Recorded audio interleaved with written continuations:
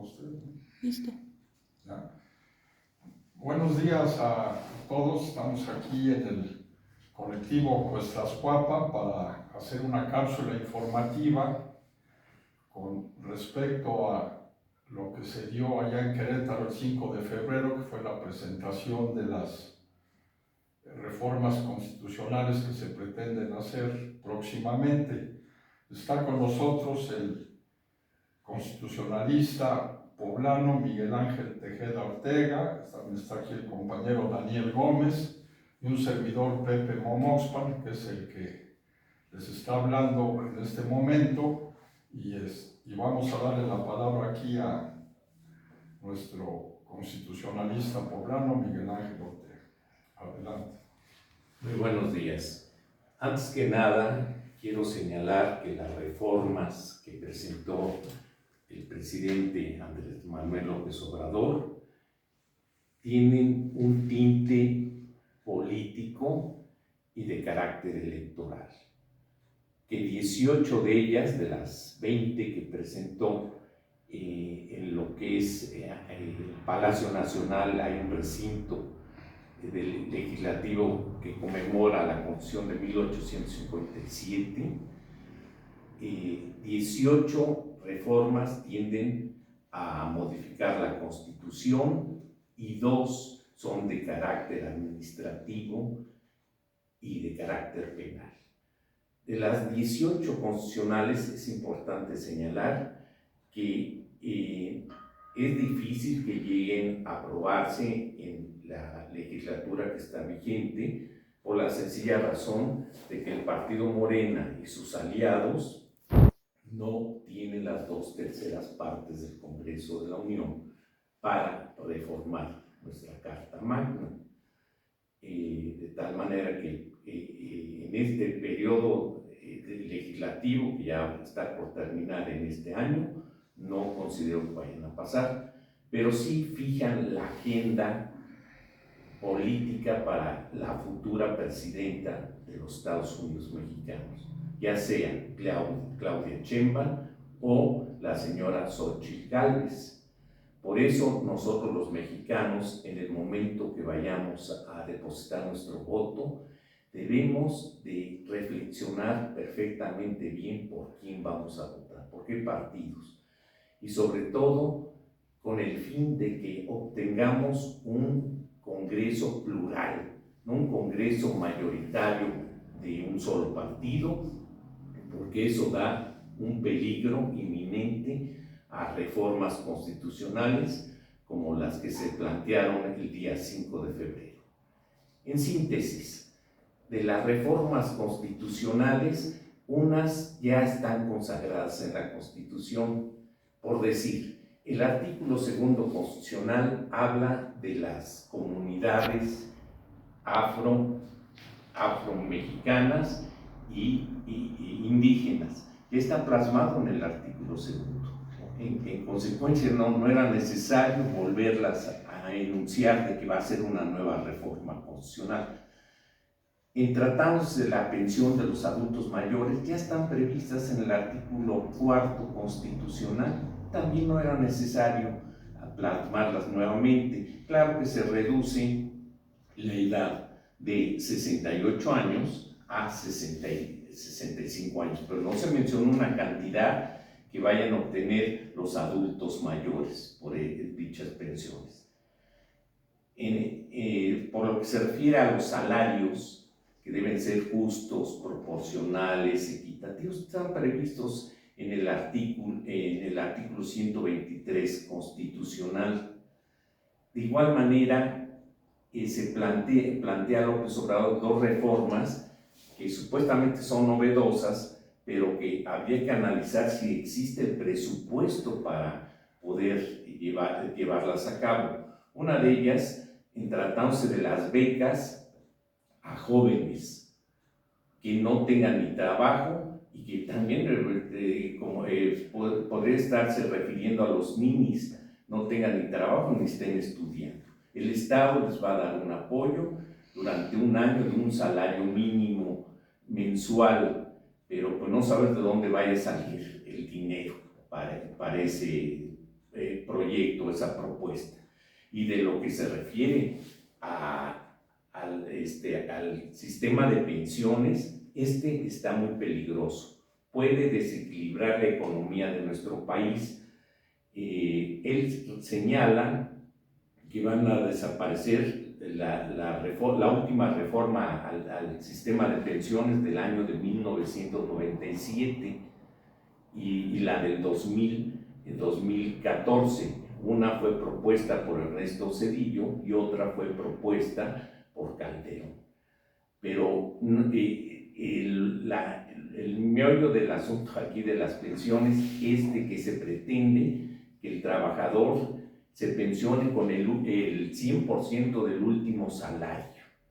Y el Estado mexicano no tiene ni la economía suficiente para poder proporcionar este tipo de pensiones. Inclusive en el mundo no hay un sistema de pensiones que otorgue al trabajador una pensión del 100%. Esto es por lo que se refiere a los derechos humanos. En tratándose a otras propuestas presentadas por López Obrador, una de ellas está dirigida al Poder Judicial de la Federación. Esta sí es peligrosa porque lo pretende debilitar, de tal manera que la Suprema Corte lo que quiere es que los ministros sean electos por el voto popular y directo del pueblo, y no como se lleva a cabo actualmente a través de un sistema indirecto en donde el presidente presenta la propuesta al Senado de la República y el Senado aprueba. El voto directo del pueblo también está complicado porque en su propuesta de reformas se señala que los tres poderes de la Unión van a presentar planillas de 10 posibles candidatos a ocupar cargos de ministros, magistrados y jueces federales. Y de estas, el Poder Legislativo, el Ejecutivo y el Judicial. Y de estas propuestas se someterán a votación por el pueblo mexicano. Muy complicado, ¿no? La iniciativa y la exposición de motivos no señala claramente cómo los tres poderes van a elegir a sus candidatos. Así que esto está por verse, a ver cómo se lleva a cabo esa propuesta, si es que logra ser aprobada por las 2/3 partes del Congreso de la Unión. También se pretende disminuir el número de ministros de 11 que actúan actualmente a 9 ministros. Se pretende desaparecer el Consejo de la Judicatura Federal, que es el encargado de administrar los fondos del Poder Judicial Federal y también de la vigilancia de los jueces y magistrados y ministros, y en su lugar crear un organismo que le llaman administrador del Poder Judicial y un tribunal de justicia para investigar y sancionar a los jueces, magistrados y ministros. Pero lo más importante de la reforma, y que considero que desvirtúa la protección que tenemos los mexicanos, es en el sentido de que quiere desaparecer la figura del incidente de suspensión. Que la suspensión en contra de actos, en contra de leyes federales o locales, no va a proceder en acciones de inconstitucionalidad, en controversias constitucionales y también en juicios de amparo. ¿Por qué razón pretende desaparecer el incidente de suspensión? Porque él ha tenido experiencias en el sentido de que le han paralizado sus grandes obras, como es el Tren Maya, el aeropuerto Felipe Ángeles o la refinería Dos Bocas. Entonces, al no proceder el incidente de suspensión para paralizar los actos de autoridad o las leyes para ejecutarlas, se va a continuar con el cumplimiento de esas leyes que pueden ser inconstitucionales. Esto es muy peligroso para el Poder Judicial de la Federación, y inclusive también se pretende que los jueces, magistrados y ministros no reciban un salario mayor al del presidente de la República, conforme lo dispone el artículo 127 de la Constitución Política de los Estados Unidos Mexicanos. Final de cuentas, se pretende debilitar al Poder Judicial Federal con el fin de que ya no sea un contrapeso frente al Poder Ejecutivo o ante el Poder Legislativo. Por último, una de las reformas también que considero que son importantes, que van a afectar el equilibrio de los tres poderes de la Unión, es las reformas al Instituto Nacional Electoral. Se pretende reducir el número de consejeros de 11 a 9 consejeros, que estos también sean electos por el voto directo del pueblo, pero su estructura no se maneja cómo se va a desarrollar este organismo independiente. De las reformas electorales, también se pretende el presidente que desaparezcan los diputados de representación proporcional. Ya no más van a existir los diputados de mayoría relativa, que son 300, y de la Cámara de Senadores únicamente va a haber 94 senadores, 64, perdón, y desaparecen los senadores de primera fórmula o senadores de representación proporcional. Esto tiene con el fin de que, pues, según señalan especialistas en la materia electoral, tiene como fin de que el poder legislativo recaiga en el partido mayoritario en el poder, que podría ser Morena. Así que eso es muy peligroso porque se van a llevar a cabo todas las reformas constitucionales que se pretenden, que están planteando. Y ya para finalizar, se pretende desaparecer los órganos autónomos que están consagrados en nuestra Constitución. Nomás los voy el INE, reestructurarlo, el INAI, el Instituto Nacional de Acceso a la Información, en detrimento de los derechos humanos de los mexicanos para el derecho a la información, el derecho a la protección de datos personales, el INEGI y el Coneval, que son organismos que están determinando la situación real que se vive en nuestro país, la pobreza, el crecimiento, también las adjudicaciones que se llevan a cabo son directas o licitaciones. Son organismos independientes, órganos autónomos independientes, que son fundamentales para la vida democrática de nuestro país. Si se desaparecen estos órganos autónomos, el Poder Ejecutivo va a tener una supremacía mayor, como la tenía en la época que estuvo ejerciendo el poder el Partido Revolucionario Institucional. Concluyo, las reformas constitucionales y legales son peligrosas, afectan la democracia mexicana, los derechos humanos de nosotros los mexicanos y el equilibrio de poderes que están previstos en nuestra Constitución de 1917. Pues muchas gracias aquí a nuestro amigo, el constitucionalista poblano. Aquí, compañero Daniel, ¿quieres tomar algún tema social? Sí, claro que sí. Pues mi único deseo de participar es el enorme temor que tengo, que veo, del riesgo que está en nuestra democracia. Hemos visto a través de décadas el avance que ha habido en México, con todos sus errores y con todas las problemáticas que hemos tenido, que no hemos podido perfeccionar, como la corrupción, pero ha habido grandes avances en democracia.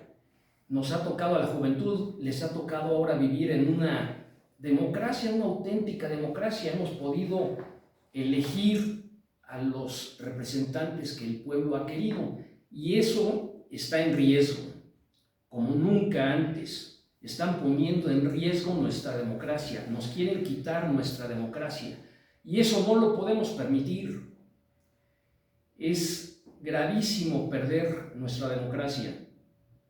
Me ha tocado visitar algunos países socialistas, comunistas, y créanme que es un verdadero asco. Yo no deseo eso para mi familia, para mis hijos, y estamos a tiempo de poner un alto y de rebelarnos, si es necesario, de la forma que sea necesaria, porque es muy, siempre se ha dicho que hay una gran desigualdad en los países capitalistas, que hay mucha injusticia, y créanme que lo he vivido en carne propia, yo lo he visto, que hay mucho más desigualdad entre los gobernantes de un país socialista, comunista, que entre la desigualdad que puede haber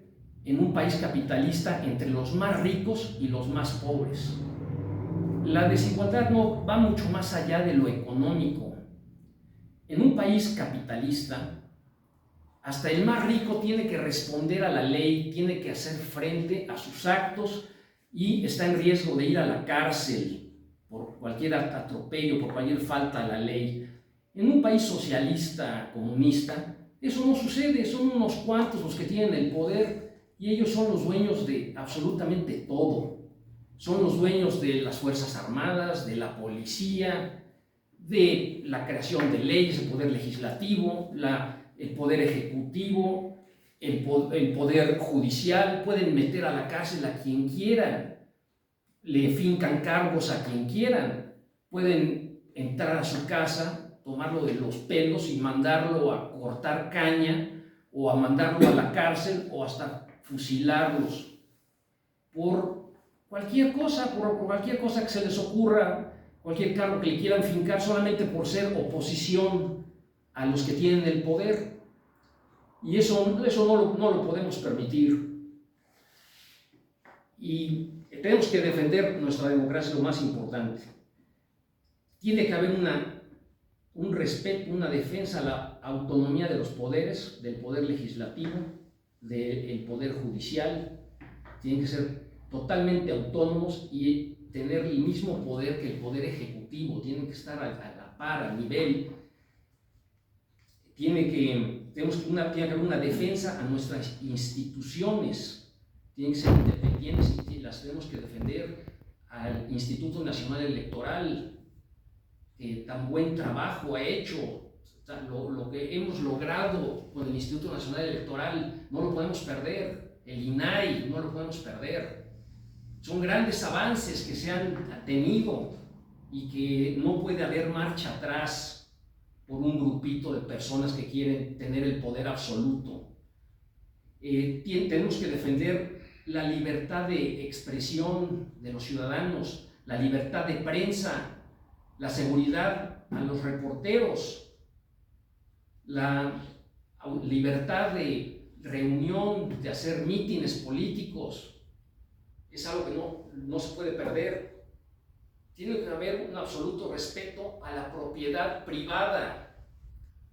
Se tiene que respetar el fruto del trabajo de las personas, que puedan hacer con el fruto de su trabajo lo que ellos quieran, sin temer a que el gobierno los atropelle, les expropie, lo que sea, porque se pierde seguridad, se pierde inversión, y simplemente porque al final del día, respetando la propiedad privada, es la forma en que más riqueza se produce para todos.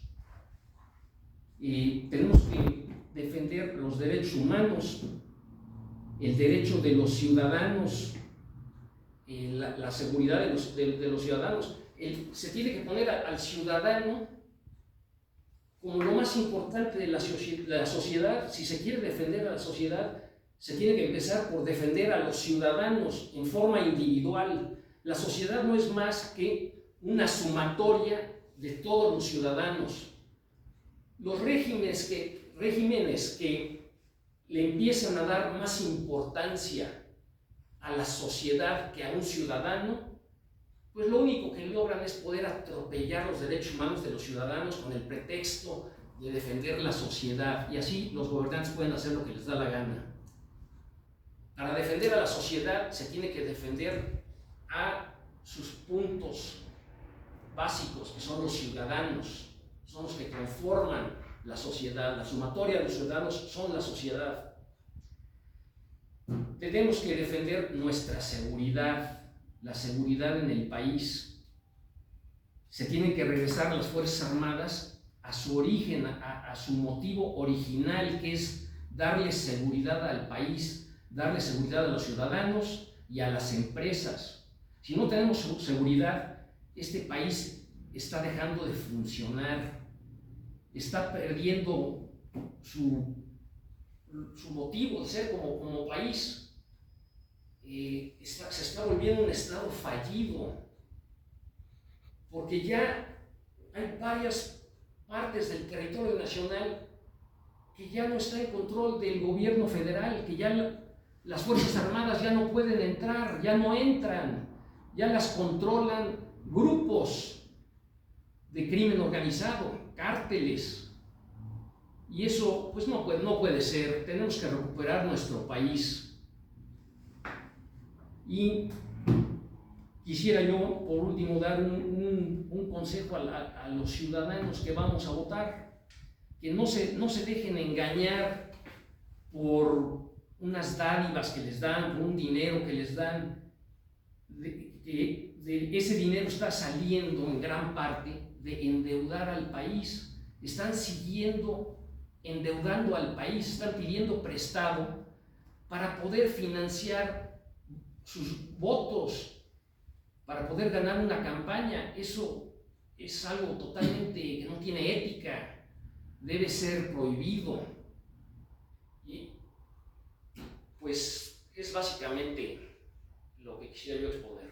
Muchas gracias. Gracias. No, pues gracias a ti. Bueno, el colectivo pues Tlaxcuapan es un grupo de gente, de ciudadanos que estamos comprometidos con la democracia, no de hace unos años para acá, de décadas para acá venimos luchando estos ciudadanos para que exista un país democrático. Se dio la lucha en los 90s para también perfeccionar al INE, y bueno, es lo que hacemos en el colectivo pues Tlaxcuapan Puebla. El que habla, Pepe Momoxpan, también ya para cerrar, pues queremos ahí ver lo de este asunto que está medio chistoso ahí de Álvarez Maínez, del escándalo que hizo en las redes sociales ahí con el gobernador de Nuevo León, que es otro compadre de él, que es también igual de bufón que Álvarez Maínez, al haber ahí insultado al INE, haber insultado a otros políticos, y que un candidato que aspira a ser presidente de la República, pues yo creo que no es su posición el estar ahí embriagándose con sus cuates e insultando a los que pudieran insultar. Y bueno, hemos visto en su trayectoria de unas cuantas semanas que es aprendiz de Esquirol y que pues no le salió muy bien, ¿verdad? Ahora que están de moda los de Tabasco, hacemos referencia a la canción una parte de la canción de Chicoche que dice que el sapo salta y se ensarta. Pues aquí en este caso Álvarez Maínez se ensartó solito y va a ser el motivo por el que nos vamos a conocer en su campaña rumbo a la presidencia de la República. Muchas gracias. Se despide el colectivo pues Tlaxcuapan, Michicatiagui, Tiagui, Mexica, Altepetla, pues Tlaxcuapan, Tlazocamati. Hasta la próxima.